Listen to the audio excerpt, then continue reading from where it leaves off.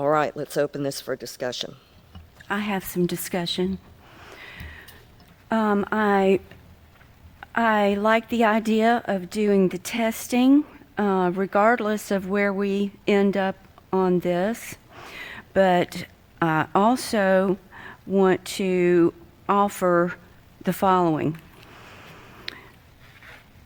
Based on the information that we've been given to review during the this task force being seated, all of the research indicates that a 50-foot buffer is appropriate if you want to increase habitat, biological habitat at the bottom of the food chain, as well as clean water.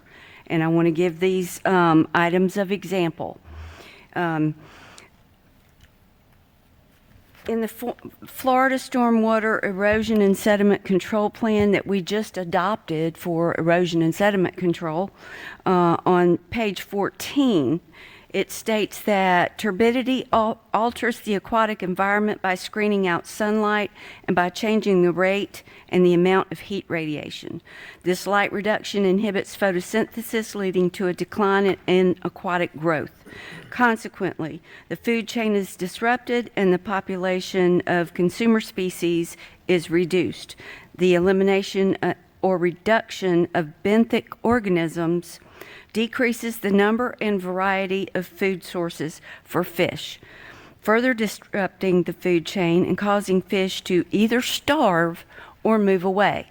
And that is in a document that we're already acknowledging that we need to use. Our land development code has got to be in sync with the comprehensive plan. Comprehensive plan under 3.06.03 is talking about natural resource protection. When you impact habitats in outstanding Florida waters, aquatic preserves, air quality, fisheries, fishery habitats, or other significant groundwater recharge areas, then that endangers our natural resources. Now, we haven't even talked about groundwater recharge, and given the amount of wells that have had to be shut down in our county, not to mention other areas in Florida, nearby and far away, this groundwater recharge is, and I have a list of them, is something that we need to be thinking about. Now, this planner's guide to wetland buffers for local government, on page 22, there is a graph that shows a habitat buffer, even with a low intensity land use. If you know, for water quality, habitat buffer in low intensity land use is 150 feet. For water quality with low intensity land use is 40 to 75 feet. So that also indicates that we need an increase from our 25-foot meandering buffer. Next, I'd like to direct your attention to the Pensacola Perdido Bay Estuary Program's economic impact and valuation analysis for our area.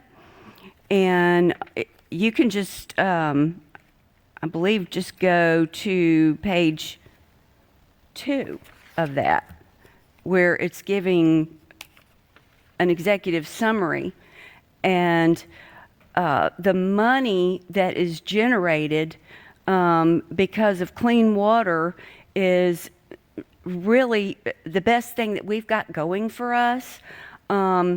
Businesses within a half a mile of the watershed, $8 billion in sales, and this is in 2020, 84,000 workers. Service industry, $3.2 billion in sales, 40,000 workers.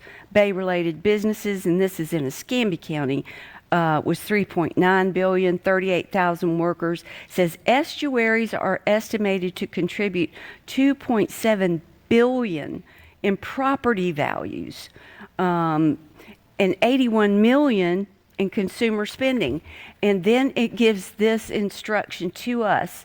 It says, algae in water bodies, chlorophyll used to measure clarity. Water clarity is one of the most visible indicators of water quality.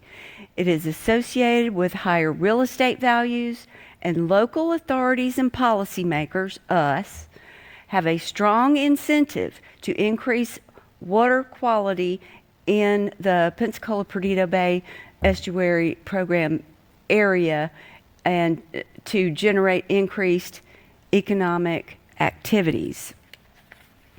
So I just want to put that out there before we decide that we are going to leave our wetland buffers at 25 feet. Now, I know that some are persuaded that this new regulation that they referred to as the Clean Water Act that's going to go into effect in December 31st of 2025 is going to negate the imperative necessity of increasing our buffers. Well, I'm not convinced of that, and there are a number of reasons why. And some of them are there are too many unknowns.